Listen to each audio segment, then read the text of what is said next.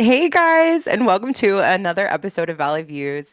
This is season three, episode 17, and this is your host, Amanda Joy Christensen, coming from the most fabulous city in the world, Las Vegas.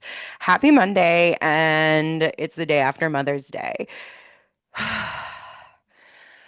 And I'm going to take a breath because I've already been through the ringer, and it's just really the fact of the reality of realizing that apologies are so much harder to give in life than just letting go of ego.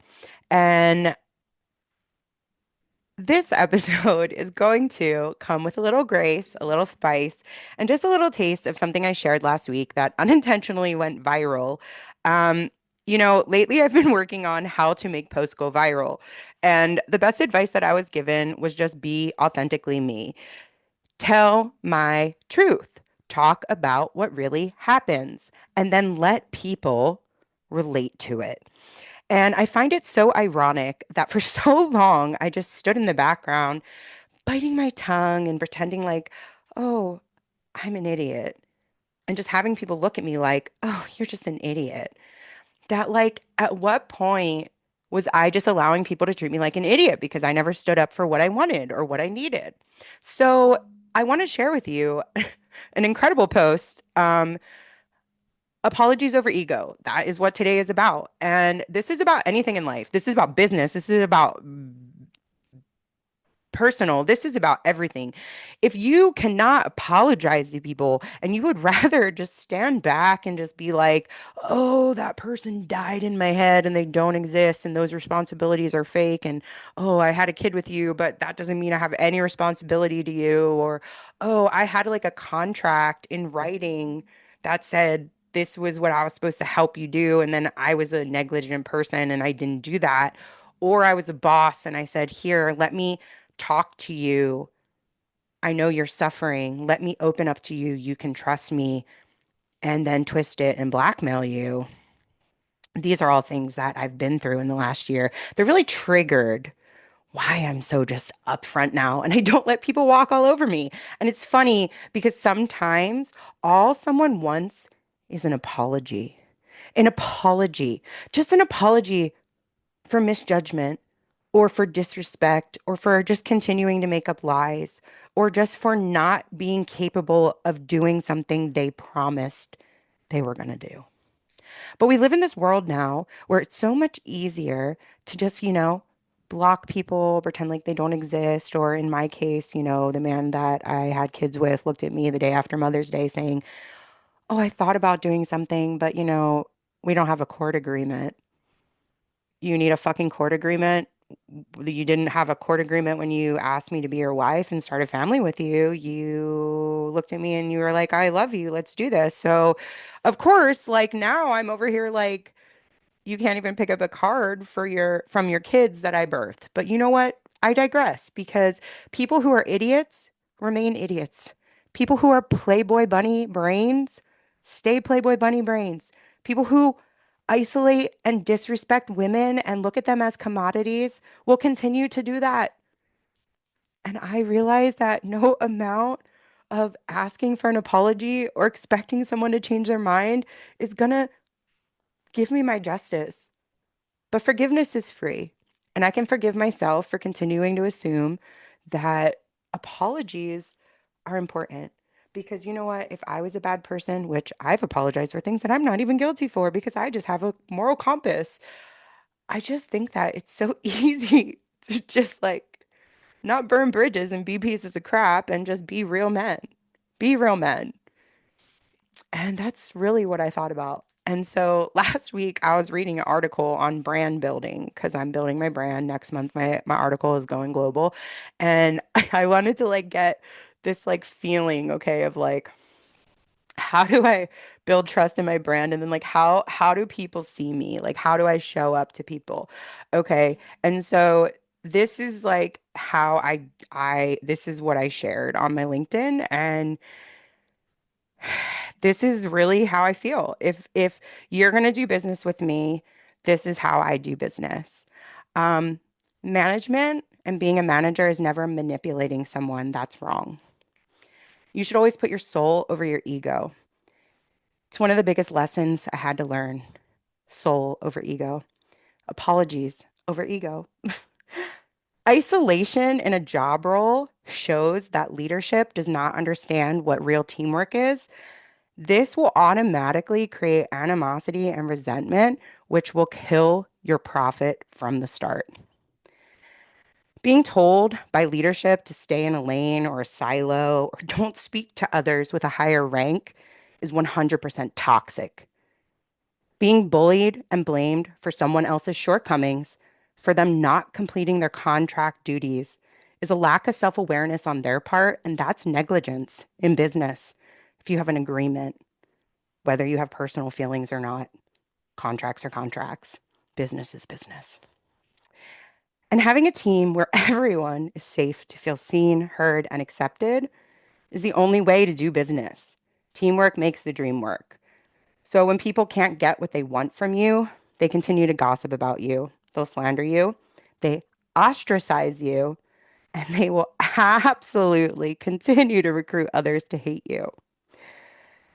I posted that and it has over 15,000 views and over 35 comments from all people in all different walks of life who have experience because they were empathetic or sensitive leaders, that boundaries were crossed, or as they got older, they had to learn how to remove themselves from rooms that they didn't belong in because their ethics or moral fibers didn't align. Accountability and boundaries are the number one thing that people are uncomfortable with nowadays. And the more that you put a boundary in place or you ask people why they are not being accountable for the agreements they come to, we live in a society where ghosting people, blocking them, ignoring them, talking to other people about the person rather than directly to the person just continues to create a society where business is just trash in Las Vegas. And it's really funny because a lot of times people are like, Amanda, you're a lone wolf. Who do you do business with?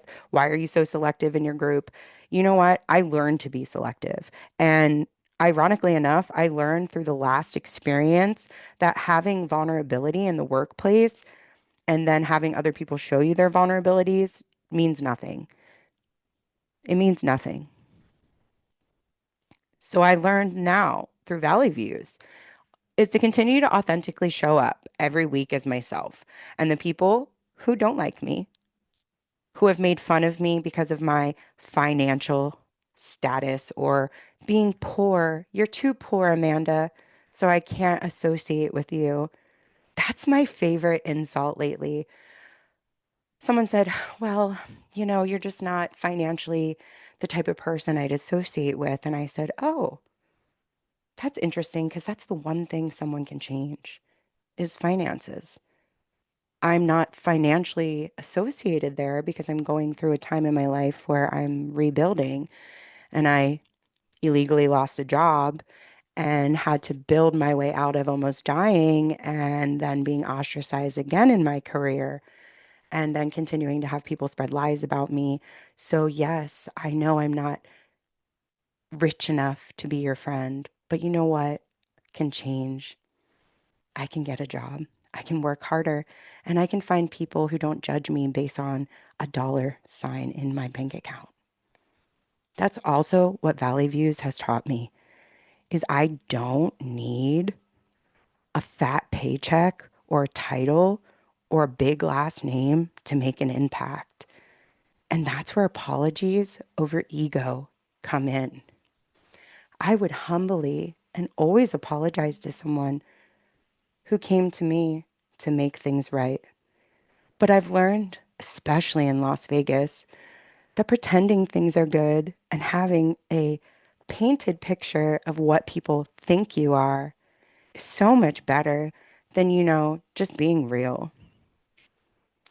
Education is another way to elevate your financial status in life.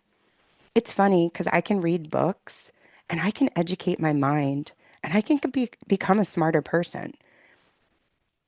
And I don't have to use my body and I don't have to sell myself short in rooms or be blackmailed just because I look a certain way or don't.